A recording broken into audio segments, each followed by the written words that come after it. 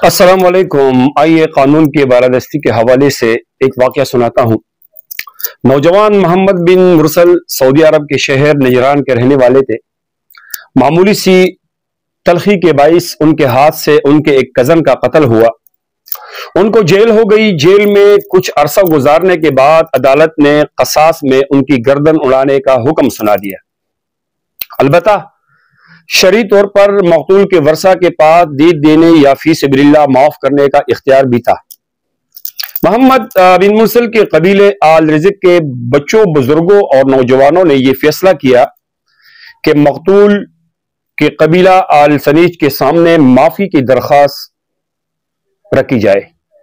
वो चाहे तो दीद ले, वो चाहे तो माफ करे। ये दरख्वास्त रखने का जो अंदाज था वो इतना मुनफरद था और इतनी आजिजी और फरियाद ये था कि पूरी अरब मीडिया का ये मौजू बन गया। मोहम्मद बिन मुरसल के कबीले के छोटे बड़े बुजुर्ग बच्चे सब मकतूल के दरवाजे पे पहुंच गए। मकतूल के वर्सा को बुलाया गया। उनके सामने कबीले के सरदारों और शेखों ने, जवानों और बच्चों ने अपनी अकालीन, चादरें, लंबे जुब्बे उतार कर मकतूल के वर्सा के कदमों में रखें। इज्जत और फख्र समझी जाने वाली चीजें और एशिया उतार कर मकतूल के चौखट में रख दिए। अपने चादरों से घुटनों को बांध कर जमीन पर लेट गए और अपने सरों पर मिट्टी डाला। शायरों ने माफी पर कसीदे पढ़े। कातिल के नन्हे बच्चे ने यूं माफी की इस्तदा की कि जिगर कट गया। जो और जितनी चाहिए दीद की पेशकश की गई। पूरा सऊदी अरब बोल पड़ा कि माफ किया जाना चाहिए।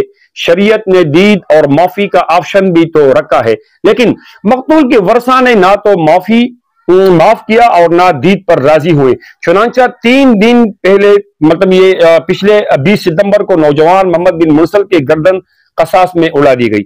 ये पहला कातिल था जिसके लिए पूरे मुल्क में मगफिरत की दुआएं हो रही है, लोग हमदर्दी का इजहार कर रहे हैं। लेकिन दूसरी तरफ कानून अपनी जगह कितना मजबूत है कि सब कुछ के बावजूद नाफिज हुआ।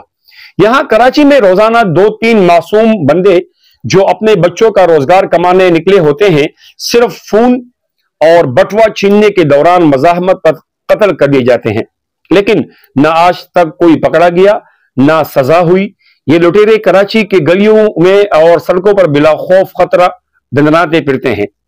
कोई उनको रोकने या पकड़ने वाला नहीं। एकाश के पाकिस्तान में भी यही निजाम होता और कातिलों को सरेआम चौक में लटकाया जाता। चंद सौ या चंद हजार ने 3 करोड़ लोगों का चैन और सुकून बर्बाद कर रखा है। यहां अगर जिस्म का कोई उज़ू जिस्म को नुकसान पहुंचाने लगे तो उसको कतल करके जिस्म से अलग कर दिया जाता है।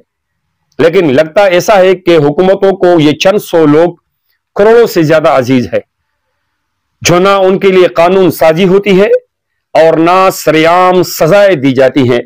आखिर कब तक ये सवाल उठता रहेगा। हुकूमत चाहे अफगानियों को पकड़े या चाहे और दूसरे गैर मुल्कियों को पकड़े, इससे हमारा कोई लेना देना नहीं।